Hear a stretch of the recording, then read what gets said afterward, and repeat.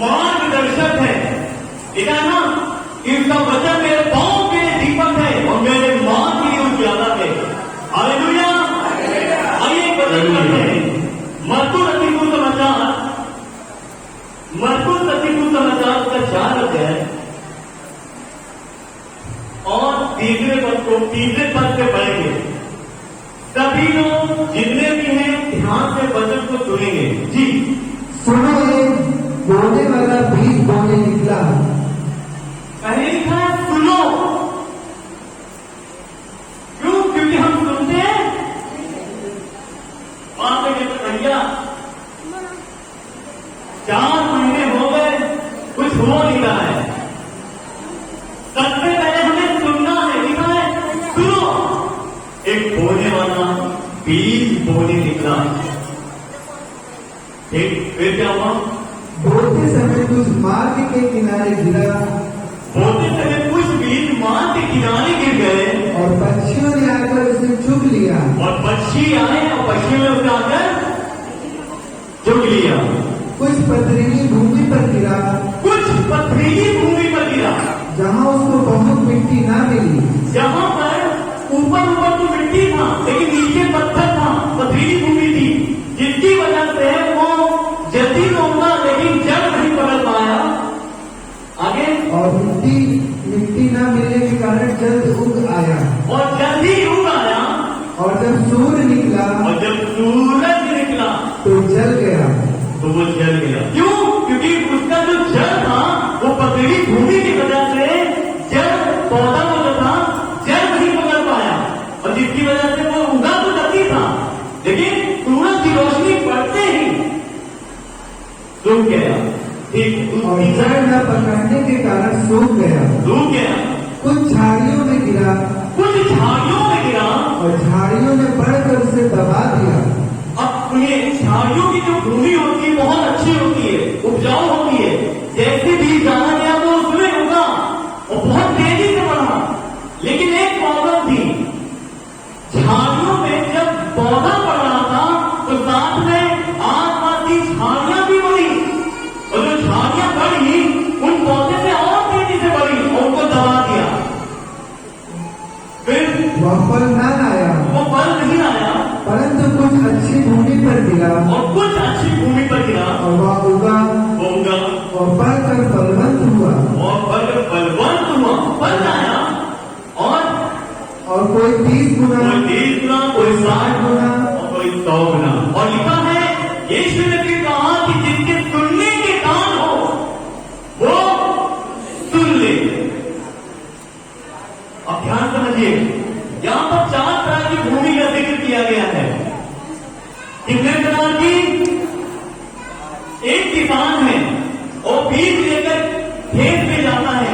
आप सबने देखा होगा जब खेत में बीज में छिड़का जाता है तो यूं डालते समय अगर रोड के किनारे वो खेत है तो कुछ बीज रोड पर भी गिर जाते हैं।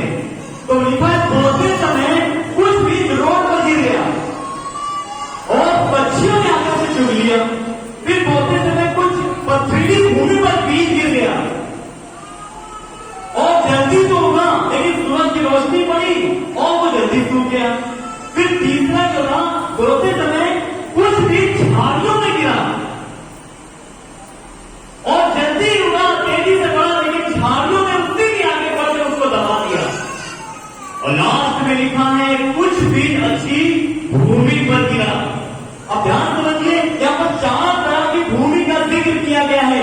यहाँ बैठे हम में से हर एक व्यक्ति का जो हृदय है वो एक भूमि के समान है। हम में से बैठे हर एक व्यक्ति का जो हृदय है एक भूमि, एक जमीन, एक खेत के समान है। अब जांचना यह है कि हम किस तरह की भूमि है। सड़क के किनारे वाली कठोर भूमि है, पथरीली भूमि है, झाड़ियों वाली भूमि है, या फिर हम अच्छी भूमि है। इसकी पहचान कैसे होगी? हमने से हर एक व्यक्ति को आज ये जानना होगा। अगर हमने से कोई व्यक्ति जानेगा नहीं तो जैसे आए थे वैसे ही हम चले जाएंगे।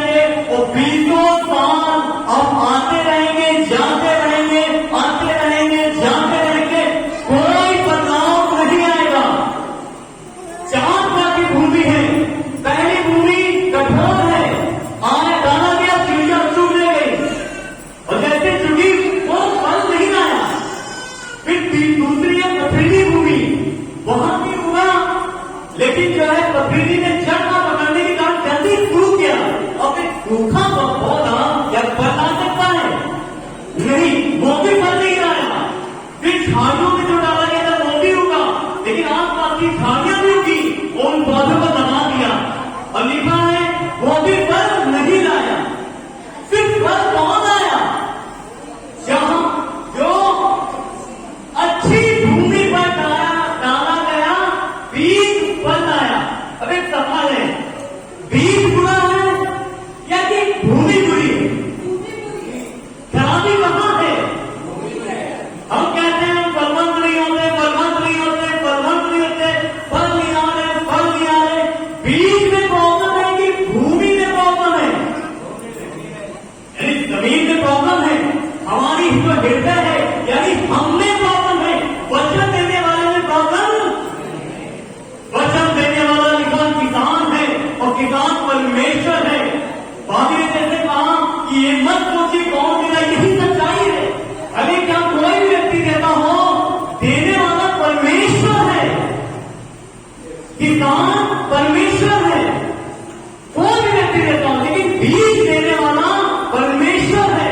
और जो बीज है वो है वचन, और ये वचन इनके द्वारा, यहां के लोगों के द्वारा ये बीज परमेश्वर हम जैसी भूमि पर डाल देते, छिड़क देते, और हमने से हर एक व्यक्ति के ऊपर जो बीज पड़ता है यानी कि वचन पड़ता है, अगर हमारी भूमि पथरीली होगी नहीं फल आएगा, अगर हमारी भूमि झाड़ियों वाली होगी नहीं फल आएगा, यदि हमारी भूमि सड़क के किनारे तो ढोल वाली होगी नहीं फल आएगा।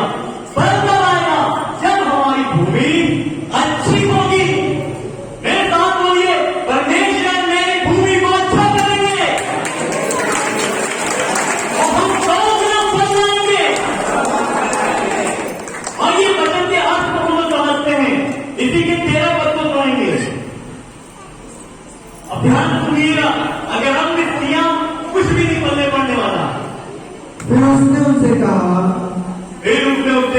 क्या तुम यह दृष्टांत नहीं समझते? क्या तुम ये दृष्टांत नहीं समझते?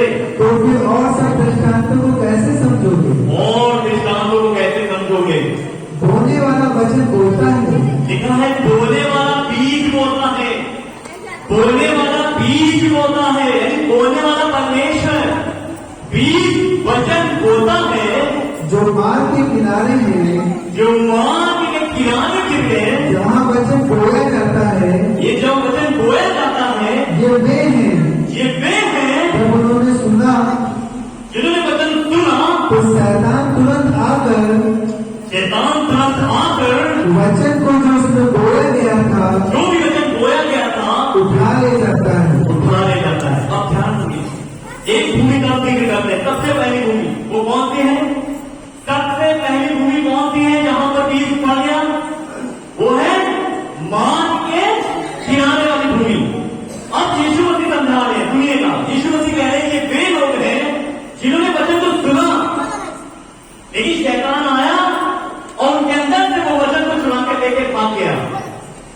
अगर मत्ती में पढ़ेंगे तो लिखा, यीशु ने कहा कि ये वे लोग हैं जो वचन को सुनते हैं पर समझते नहीं है, और तब शैतान आता है उस वचन को चुराकर लेके चला जाता है। क्या हमने कभी सोचा कि आखिर हम लोग वचन को सुनते हैं, आखिर समझते क्यों नहीं? आखिर जो बीज डाला गया वो गया कहां? अभी पिछले संडे भाभी का प्रचार हुआ था, वो बीज हमारे बीच में डाला गया था, कहां चला गया वो वचन? चिड़िया क्यों लेके गए मालूम है? क्यों? क्योंकि हमारा जो हृदय था वो कठोर था। दूसरी बात, यीशु मसीह के अगर वचनों को ध्यान सुने तो लिखा है वो कह रहे थे सुनते हैं पर समझते नहीं है। अब ध्यान सुनिए, आखिर हम समझते क्यों नहीं है? हम जब वचन बोला जाता है यहां से, जब हम तक वचन पहुंचता है तो हम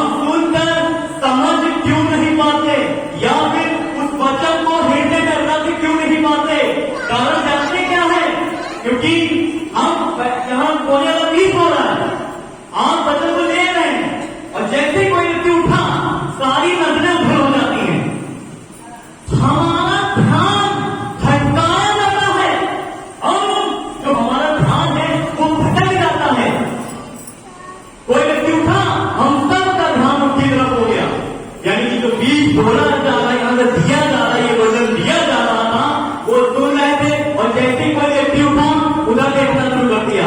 हमारा ध्यान गया, अटेंशन गया, माइंड डाइवर्ट हो गया और वो वचन आया और फिर शैतान भी आया उठाकर प्रभु चक्कर।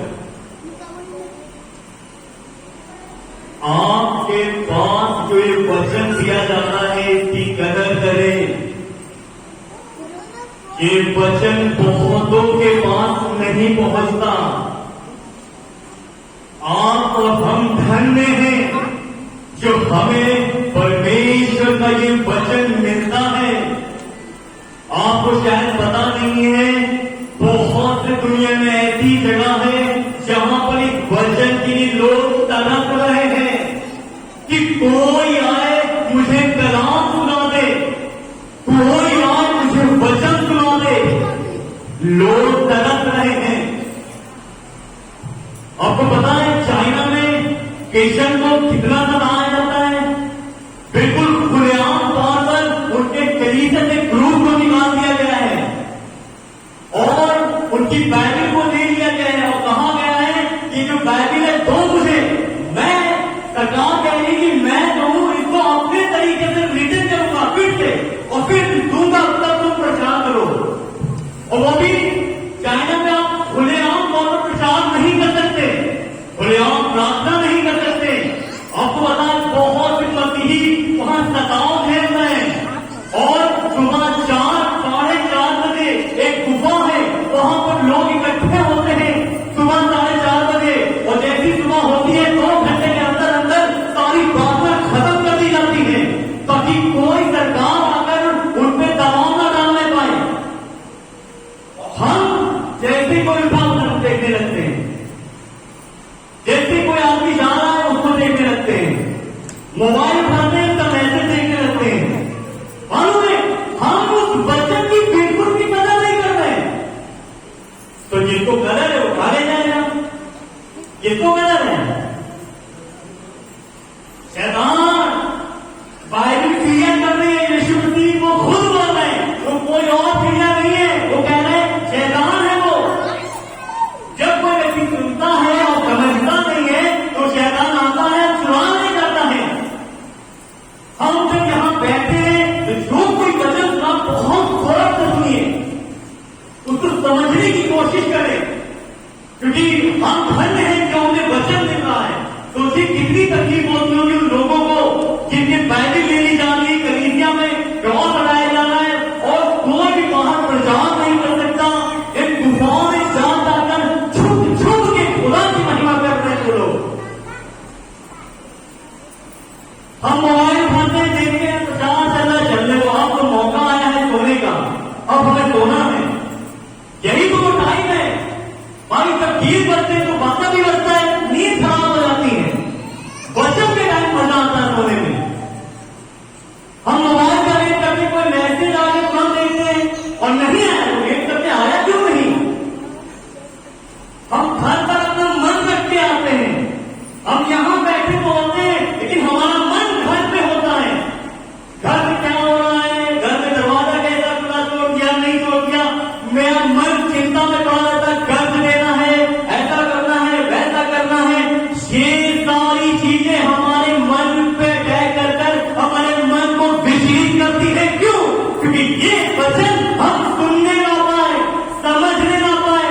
शैतान जानता है यदि इसने सुन लिया और समझ लिया, ये बीज अंदर जाएगा, बढ़ेगा, बलवंत होगा और ये मसीह को जान लेगा, उद्धार को प्राप्त कर लेगा।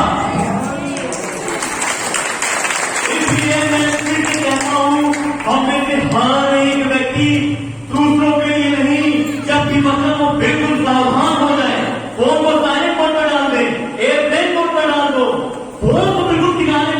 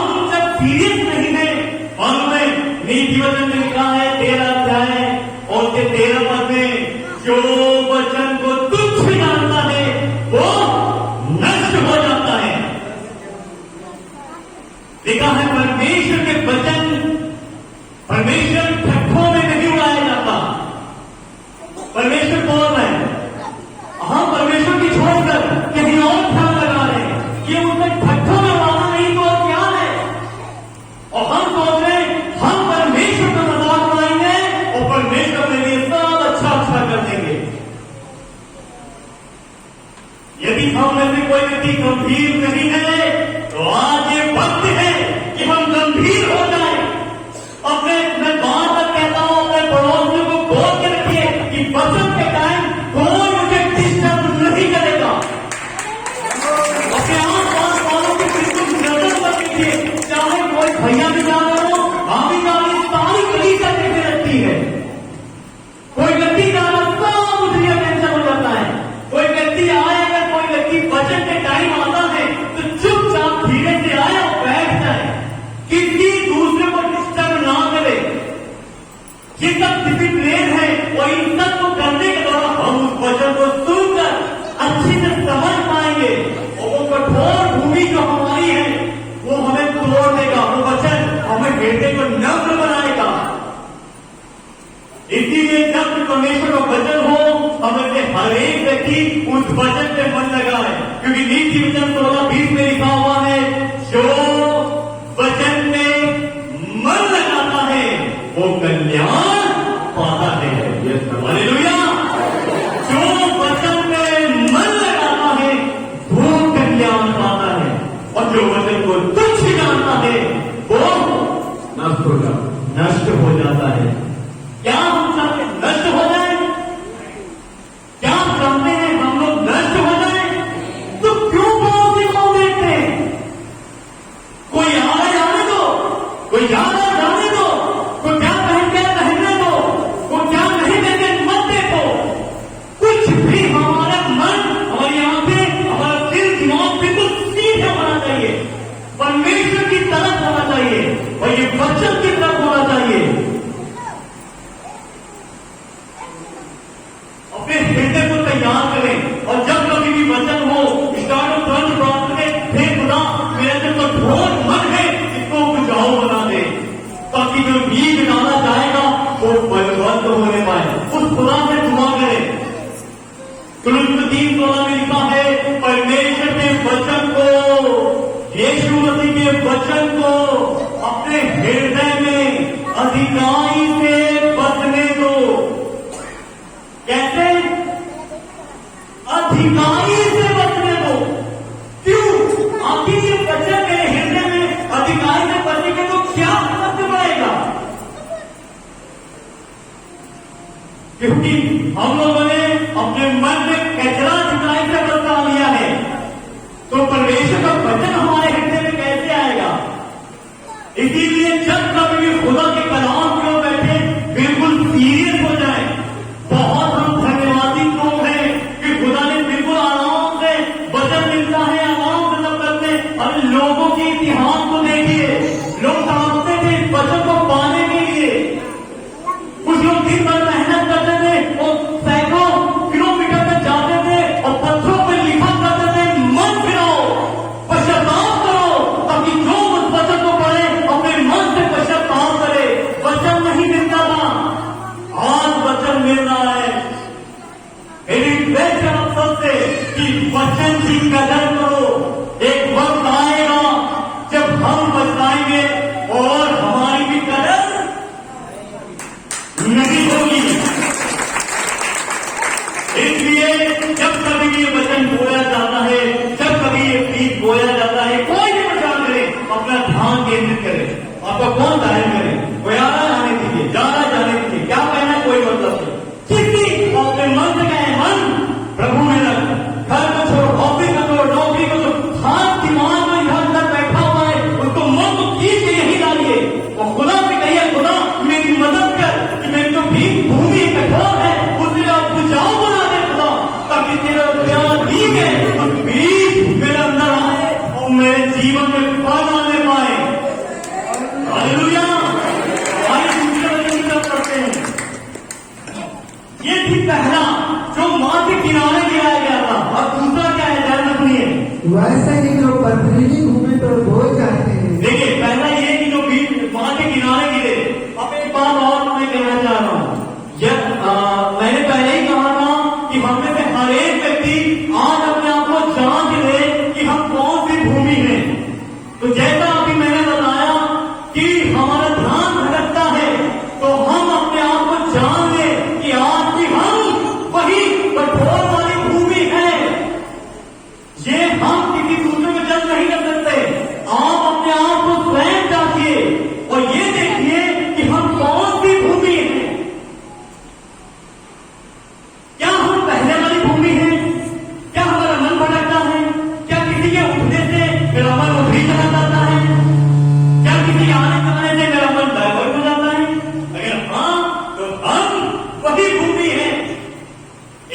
याद रखें हमारे जीवन में इसीलिए फल नहीं आ रहे हैं।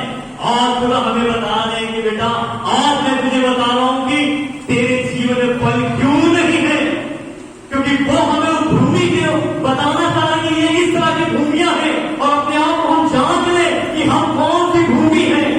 और दूसरी भूमि है पथरीली भूमि। जी, ये वे हैं जो वचन को सुनकर ये वो लोग हैं जो वचन को सुनते तो हैं तुरंत आनंद से और ग्रहण तुरंत करते हैं, आनंद से मान भी लेते हैं परंतु अपने भीतर और अपने भीतर जड़ न रखने के कारण जड़ ना रखने के कारण थोड़े ही दिनों के लिए रहते हैं। थोड़े ही दिनों का रहता है। इसके बाद जब वचन के कारण और जब वचन के कारण क्लेश या उपद्रव होता और है या उपद्रव आता है तो वे तुरंत ठोकर खाते हैं। और वे ठोकर खा जाते हैं। हालेलुया। पहली भूमि कठोर थी जो मां के किनारे थी, अब एक भूमि है पथरीली भूमि। ये वो लोग हैं, हम अपने आप को जाते हैं हम किस भूमि की कैटेगरी में आते हैं। ध्यान सुनिए, पथरीली भूमि वे लोग हैं जो वचन को सुनते हैं और तुरंत आनंद से मान लेते हैं। हालेलुया, प्रभु की महिमा हो, वाह कितना बढ़िया वचन था। और जब घर जाते हैं और जब उसी वचन के कारण उनके जीवन में क्लेश आता है, दुख आता है, उपद्रव होता है, वो तो ठोकर खाते हैं और वो ठोकर खा जाते हैं जिसकी वजह से वो फलवंत नहीं हो पाते। किस तरह का है ये ठोकर? मालूम है आपको बताया गया यीशु मसीह ही खुदा है। आपने जान लिया यीशु मसीह ही प्रभु है और आपने आनंद से हालेलुया हालेलुया प्रभु महान है। अब आपको ये भी बताया गया कि तुम ना तो संसार से ना संसार की वस्तु होती प्रेम रखो, अपने पड़ोसी से अपने समान प्रेम रखो, तुम गाली मत रखो, तुम चोरी मत करो, तुम व्यभिचार मत करो। हमने आनंद से ग्रहण कर लिया। और जब हम दोस्तों के बीच में जाते हैं, घर के बीच में जाते हैं और दोस्त हमसे कहते हैं चलो मेरे साथ मस्ती करते हैं, और जब आप मना करते हो भाई ये काम मैं नहीं कर सकता, तो वो कहते हैं तुम मेरे दोस्त हो, क्यों नहीं करोगे, आप करो, नहीं तो मेरी तुम्हारी दोस्ती खत्म। ये वो पॉइंट होता है। हम क्या सुनते हैं? पथरीली भूमि में एक पौधा होगा, सूरज की रोशनी पड़ी। अगर आपने साइंस पढ़ी आप जानते होंगे कि सूरज की रोशनी का काम होता है, पौधे जिसमें सूरज की रोशनी में अपना खाना बनाते हैं। सूरज की रोशनी में पौधे अपना खाना बनाते हैं, भोजन पकाते हैं, मालूम है। लेकिन वचन कह रहा है सूरज की रोशनी पड़ी और उस पौधे को खा गई। वो सूरज की रोशनी, वो सताओ, वो जो दोस्त आपसे कह रहा है तो मेरे साथ चलो। अब आपको ये चुनना है कि प्रभु को चुने कि दोस्त को, प्रभु को चुने या फिर अपने रिश्तेदारों को, प्रभु को चुने या फिर अपने बचपन की सहेलियों को, प्रभु को चुने या फिर अपने परिवार को। ऐसे ऐसे सताओ हमारे लाइफ में आएंगे कि हमें फैसला करना पड़ेगा हम किसको चुने। हम वही ठोकर खाते हैं, ऐसा ठोकर खाते हैं कि जो व्यक्ति मसीह में जल बदल चुका है वो व्यक्ति कहेगा नो तुम जाओ, मैं मसीह को ही खाते रहूंगा। लेकिन जो व्यक्ति जल नहीं बदल होगा वो कहेगा भाई चलो तुम्हारे साथ आज मस्ती करते हैं। रिश्तेदारों से कहेगा चलो आज जो आप कहोगे वो हम करते हैं, मेरे लिए आप भी सबसे बड़े हैं। मालूम है ऐसे ऐसे वचन जो हमारे जीवन में आते हैं, लोग आपके घर आएंगे, आपसे कहेंगे यीशु को छोड़ दो, चर्च जाना बंद कर दो। आपके दोस्त आपके ऑफिस में, आपके कॉलेज में, आपके पड़ोस में आपके लोग चलेंगे, तो वहां पे हम क्या करते हैं ये मान लेता। यदि हमने जड़ पकड़ा हुआ है तब तो ठीक है, लेकिन पथरीली भूमि बोलोगे जिन्होंने जड़, तो ऐसे लोग मसीह को छोड़ देते हैं उन रिश्तेदारों के लिए, उन दोस्तों के लिए, उन नौकरियों के लिए, उन बिजनेस के लिए, उन सहेलियों के लिए, उन बेविचार के लिए, और वो ठोकर खाते हैं। कारण क्या है? क्योंकि उन्होंने जड़ नहीं पकड़ा था। अब सवाल ये है अपने आप में हम जानते क्या पथरीली भूमि तो नहीं। परमेश्वर हमसे कहा प्रेम करो, क्षमा करो, कहीं हमने ऐसा नहीं कि तुम्हें क्षमा ही ना किया हो। मालूम है क्षमा करना बहुत कष्टदायक होता है। तो ये भी तो एक दुख है ना। लेकिन वचन के कारण क्लेश होगा, तुम्हें दर्द सहना होगा और दर्द सहकर अपने दुश्मन को गले लगाना होगा। अगर नहीं लगा पाते तो हमने जब नहीं बना है। याद रखें ये वचन अगर हमारे जीवन में है और हम वचन के कारण दुनिया को महत्व देते हैं, वचन को नहीं, प्रभु को नहीं, दुनिया के पीछे भागते हैं, तो याद रखें कि जो हमारी भूमि है वो पथरीली भूमि है और हमारा फल मेरे जीवन में फल नहीं आने वाला। क्योंकि लिखा है, अब सुनिए, सूरज की रोशनी पड़ी, ध्यान सुनिएगा, सूरज की रोशनी पड़ी। आपने देखा होगा कई पौधे ऐसे होते हैं जो सूख जाते हैं, लेकिन कई ऐसे पौधे होते हैं जो भोजन बनाते हैं और आगे बढ़ते हैं। मालूम है उसी तरह से ये दुख ये सताव आएगा तो जिन लोगों ने जल पकड़ा होगा मसीह में वो आगे बढ़ेंगे और जिन्होंने जल नहीं पकड़ा वो टूट जाएंगे। इसलिए आज हम जांचने का वक्त है कि हम अपने आप को जांच लें कि कहीं हमारी भूमि पथरीली तो नहीं, कहीं ऐसा तो नहीं कि हम जो है अपने आप को दुनिया में छिपाते फिर रहे हैं। तो कोई रिश्तेदार आता नहीं है, यीशु मसीह की फोटो क्यों लगी? अरे बस ऐसे ही लगा दिया। सुना तुम भाई बनते नहीं, मैं भाई नहीं बना, बस मेरे दोस्त है मेरा, उसके साथ चला जाता। हम अपने आप को नहीं छुपाते तो नहीं। अगर हम यीशु मसीह को अपने जीवन में छुपा रहे हैं तो हमारी भूमि पथरीली है और हमने अभी भी जल नहीं पकड़ा। इसलिए यदि हमें जल पकड़ा है तो हमें किसी के बाप का डरने की जरूरत नहीं है। क्योंकि जो मसीही लोग होते हैं वो निडर होते हैं, वो किसी से नहीं करते। हमारे अंदर निडरता नहीं चाहिए क्योंकि मसीह का वचन और मसीह जब हमारे साथ है हम निडरता के साथ हर एक बात को कहते हैं।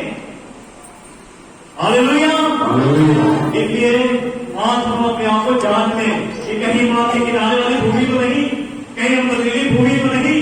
अब तीसरी भूमि में आते हैं जिसका जो झाड़ियों में गिराया गया था। जी जल्दी पढ़ते हैं। जो झाड़ियों में बोए गए, जो झाड़ियों में बीज गिरा वो ये है, वो जिन्होंने वचन सुना, जिन्होंने वचन सुन तो लिया और संसार की चिंता, लेकिन संसार की चिंता है धन का धोखा और धन का धोखा और अन्य वस्तुओं का लोभ और अनेक प्रकार का लोभ उनमें समाप्त वचन को दबा देता है उनमें समाज के वचन को दबा देता और है वह निष्फल नहीं करता है। और वो निष्फल रहता है। मालूम है सबसे ज्यादा ये थर्ड कैटेगरी में लोग गिरते हैं। ऐसा नहीं कि दूसरे में नहीं गिरते, दूसरे में भी गिरते हैं, लेकिन जो थर्ड कैटेगरी है बहुत लोग गिरते हैं। कारण क्या है मालूम है? वहां पर उनको ये एहसास ही नहीं होता कि वो गिर रहे हैं। प्रॉब्लम ये है, मान लीजिए कोई व्यक्ति मसीह में है और वो व्यक्ति जो किसी रिलेशनशिप में है तो उसको रिलेशनशिप अच्छा लगेगा। क्यों? नहीं लगेगा, सबको तो अच्छा लग रहा है, कोई बुराई नहीं है। लेकिन बाइबल कह रही है में अनेक प्रकार का लोग उस व्यक्ति को उस वचन से विचलित कर देगा। जैसे सुलेमान के साथ हम सब जानते हैं सुलेमान के साथ क्या हुआ। सुलेमान को परमेश्वर ने बुद्धि दी थी, इतनी बुद्धि जितना किसी को नहीं दिया था, और उसने 700 बखेर थी, 300 रानियां, टोटल 1000 कर ली थी। ये पूरा काम उतना नहीं था। मालूम है उसने हर एक के लिए एक मंदिर बनवा दिया था। वो अच्छा खासा प्रभु ने कर रहा था, लेकिन वो व्यक्ति दुनिया की लालच में, व्यभिचार में, लोभ में पड़ गया और लोभ में पड़कर पाप कर बैठा। मालूम है ऐसा ही कहीं हम तो नहीं, मान लीजिए हम मसीह में हैं, हम आगे बढ़ रहे हैं, सब कुछ अच्छा चल रहा है, लेकिन कुछ ऐसी चीजें हैं, मान लीजिए कहीं हमने धन का लालच तो नहीं कर दिया, कहीं हम धन कमाने के लिए 2 नंबर का काम तो नहीं कर रहे हैं।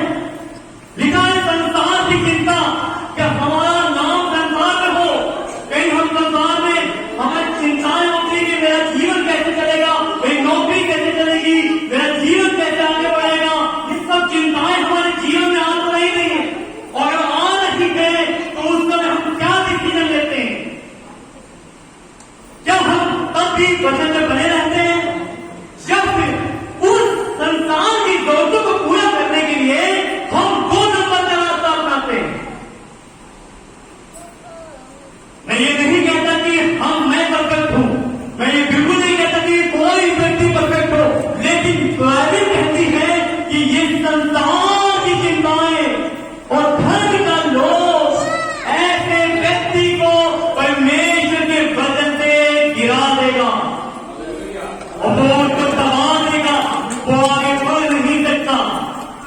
इसीलिए जब उसका वचन हमें मिला है कि यहोवा मेरे शफा है, मुझे कोई घटी नहीं होगी, तो इस वचन पे विश्वास रखें।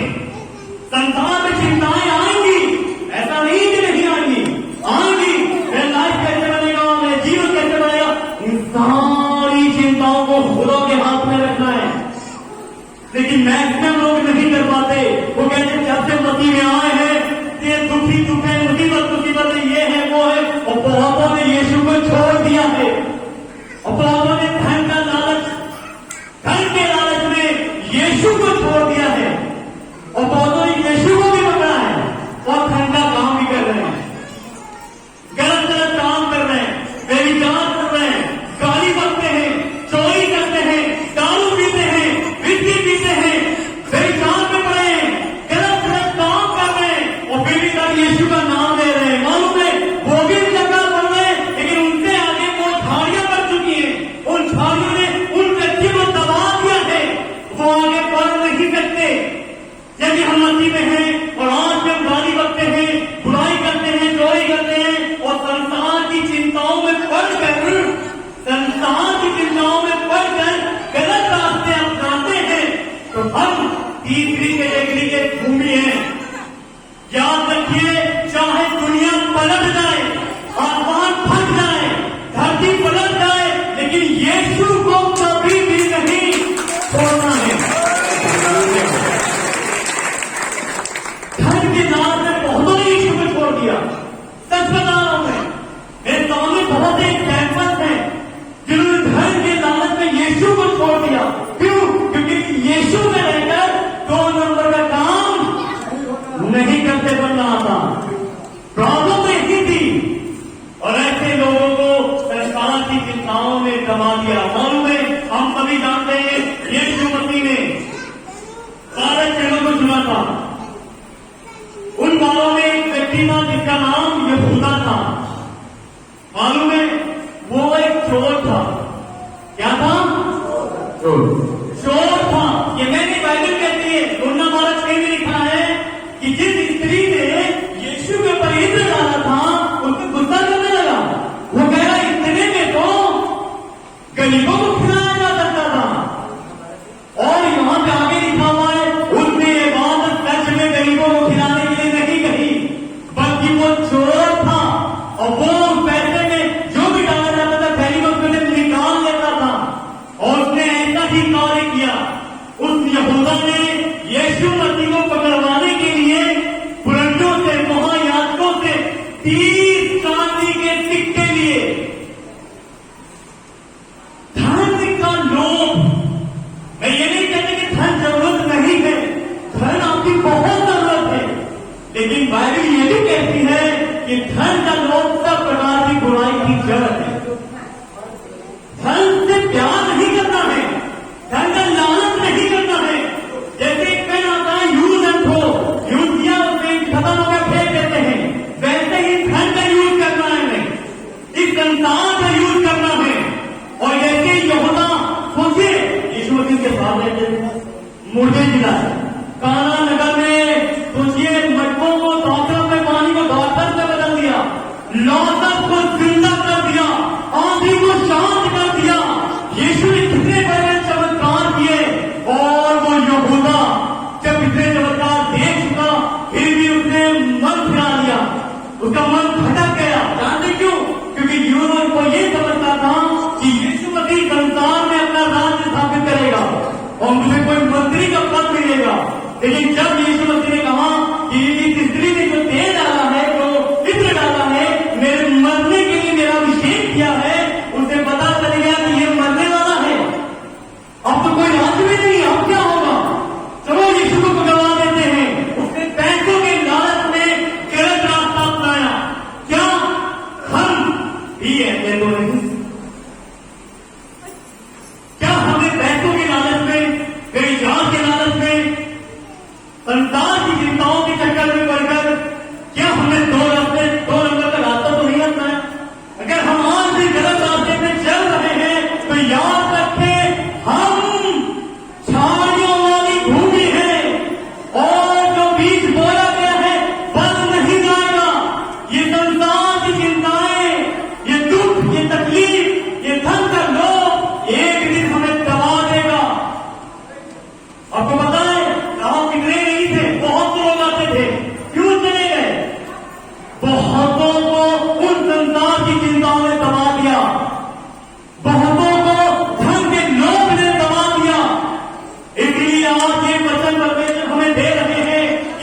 धन का लालच आए, यीशु के अनुसार ही काम करना है। संसार की चिंताएं आए, यीशु के पास आना है और वो परमेश्वर हमारी हर एक चिंता को ले लेगा। हालेलुया। आइए अपनी भूमि को नजर करते हैं। और जो अच्छी भूमि में बोए गए, जी हाँ, अपनी जो अच्छी भूमि में बोया गया, वो हैं जो वचन सुनकर ग्रहण करते, जो वचन को सुनते ग्रहण करते हैं और फल लाते हैं। सुना और उसको ग्रहण किया। लूका 11:28 में लिखा हुआ, यीशु ने कहा, धन्य है पर वे लोग जो परमेश्वर के वचन को सुनते और मानते हैं। हालेलुया। क्या हम पूरी तैयारी से परमेश्वर के वचन को सुनने के लिए आते हैं?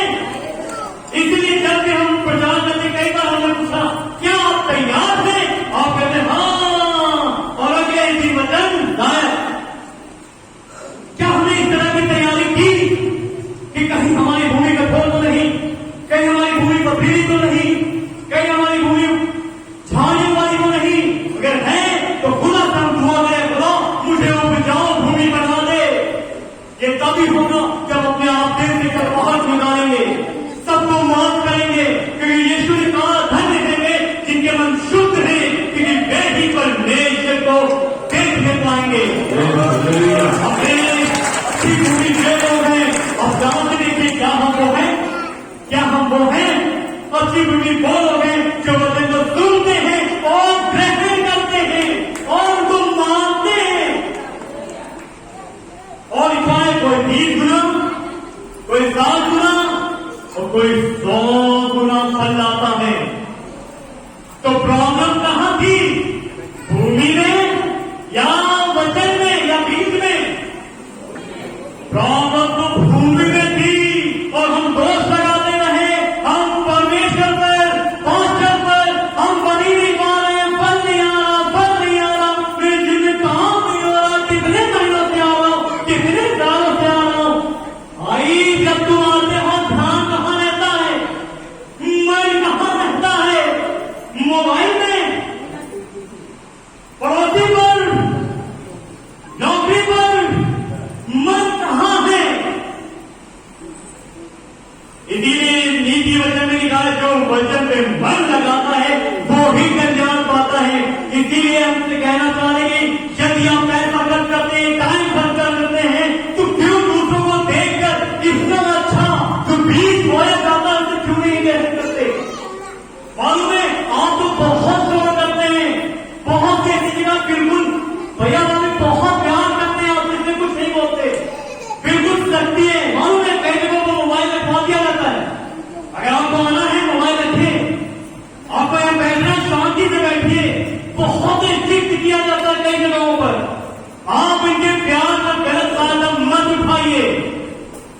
आपको हमको आजादी मिली है, इसलिए नहीं कि हम गलत रास्ता अपनाएं। इस वचन की गहराई को हम समझे। जैसा कि मैंने बताया कि बहुत से वचन के लिए तरस रहे हैं, वचन नहीं पहुंच पा रहा है। अरे हम धन्यवादी लोग हैं, खुदा का धन्यवाद करें, कलीसिया का धन्यवाद करें, और गुरु का धन्यवाद करें कि ये वचन हमें देते हैं। यही वचन हमारे जीवन का उद्धार कराएगा।